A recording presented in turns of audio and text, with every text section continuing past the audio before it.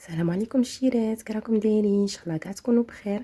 مرحبا بكم في قناتي. اللي مازال ما اشتركش تشترك وتفعل الجرس باش يوصلها كل جديد. وصفتنا تاع نهار اليوم هي وصفه كنت وعدتكم بها من قبل، بصح ما كتبش المكتوب ودرتها سما حتى دركا عاد راني ندير لكم في المونتاج تاعها.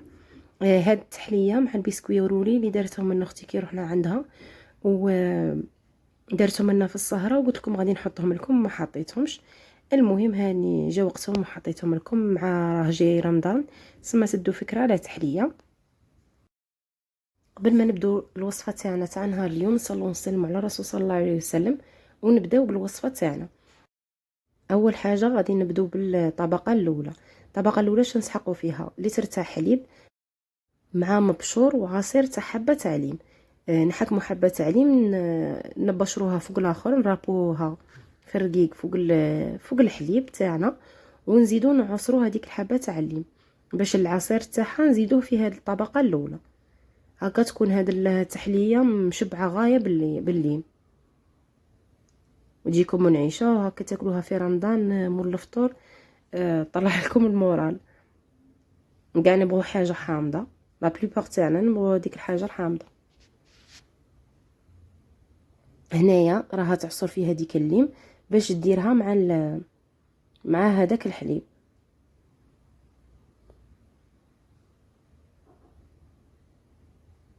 هنايا زادتهم كلشي بارد في بارد، عدتهم للنار ماشي فوق النار قاعده تزيد. شوفوا العصير شحال جا، الله يبارك، تاع هاد الحبه تاع الليم.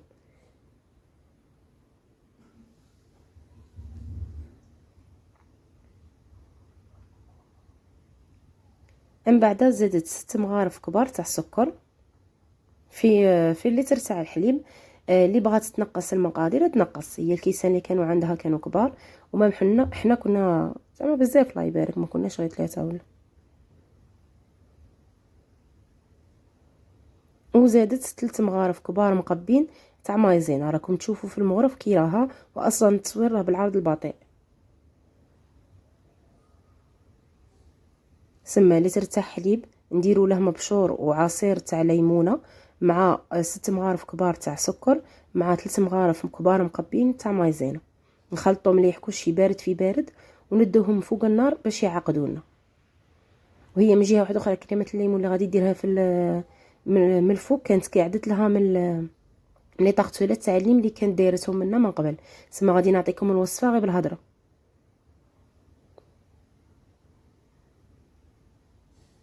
هنايا خلطوا، ما تحبسوش تحرك فوق النار باش هذيك المايزينا ما تهودلكمش لتحت. كي تبدا تعقد لكم طفوا عليها النار. من بعد غادي تزيدوا لها مغرف كبيره تاع دهن. شوفوا كي راها عقدت، ما تخلوهاش تعقد كاع بزاف حتى تولي كي الحجره ما تنجموش تاكلوها ولا تجيكم ثقيله بزاف. شوفوا مغرف كبيره تاع دهن. الدهن ضروري في هذه الوصفات تاع التحليات.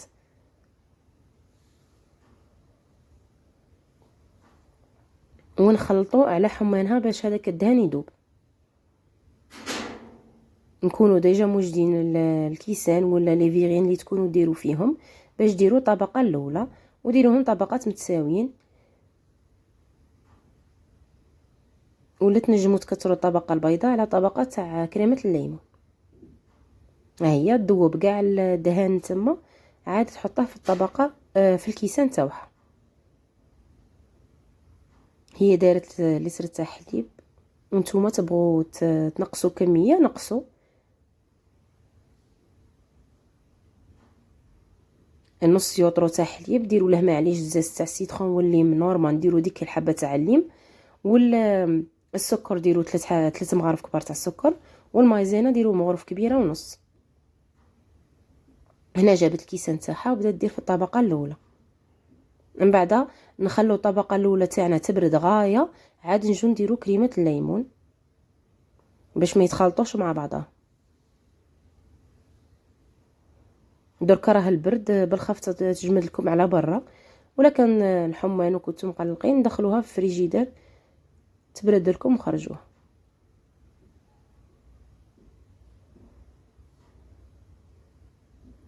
من بعد غادي نروحو نديرو طبقه زوجه تاع كريمه الليمون. هي قلت لكم كانت عندها واجده، نتوما اش ديروا؟ حكموا 130 غرام تاع عصير الليمون مع 150 غرام تاع السكر مع 3 صفار بيض.